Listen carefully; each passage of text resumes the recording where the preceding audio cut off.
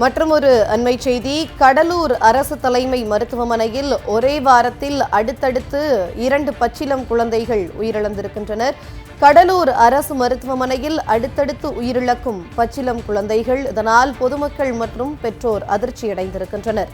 கடந்த வாரம் கடலூர் தேவனாம்பட்டினத்தைச் சேர்ந்த தம்பதியின் ஆண் குழந்தை திடீரென பிரசவ வார்டில் உயிரிழந்தது. வடலூரைச் சேர்ந்த ரேவதிக்கு கடந்த 21ஆம் தேதி பெண் குழந்தை பிறந்த நிலையில் நேற்றிரவு திடீரென உயிரிழந்திருக்கிறது.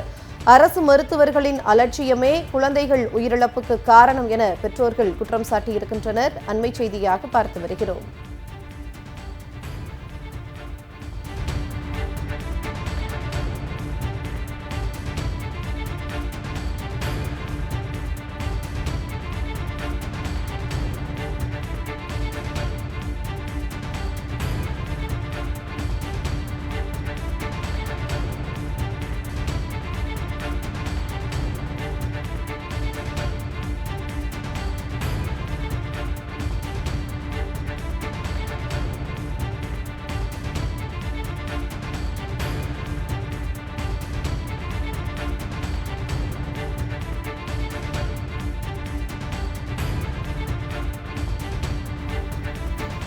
கடலூர் அரசு தலைமை மருத்துவமனையில் ஒரே வாரத்தில் அடுத்தடுத்து 2 பச்சிளம் குழந்தைகள் உயிரிழந்திருப்பது தொடர்பான கூடுதல் விவரங்களை கடலூர் செய்தியாளர் சையத் அஃப்ரோஸிடம் கேட்கலாம். வணக்கம் சையத், கூடுதல் விவரங்களை பதிவு செய்யுங்க.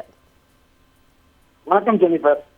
அதாவது கடலூர் தலைமை அரசு மருத்துவமனையில் மகப்பேறு பிரிவு என்ற மிகப்பெரிய பிரிவு செயல்பட்டு வருகிறது.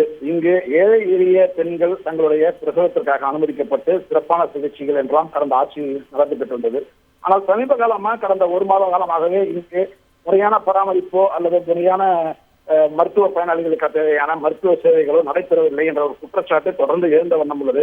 இதற்கெல்லாம் ஆதாரம் சேர்க்கும் வகையில் தற்போது கடலூர் திருச்சி சமயபுரம் பகுதியை சேர்ந்த கொத்தனார் ஒருவர் சிவா என்பவர், இவரது மனைவி ரேவதி என்பவருக்கு பிரசவத்திற்காக அனுமதிக்கப்பட்டிருந்தார். அவருக்கு பிறந்த குழந்தை பிறந்த சில மணி நேரங்களிலே இறந்துள்ளது. நோய் எதிர்ப்பு சக்தி குறைவு காரணமாக இந்த குழந்தை இறந்ததாக அவரிடம் உறவினர்களிடம் தெரிவித்துள்ளார்கள் மருத்துவர்கள். அதில் அவருக்கு மிகப்பெரிய சந்தேகம் ஏற்பட்டுள்ளது.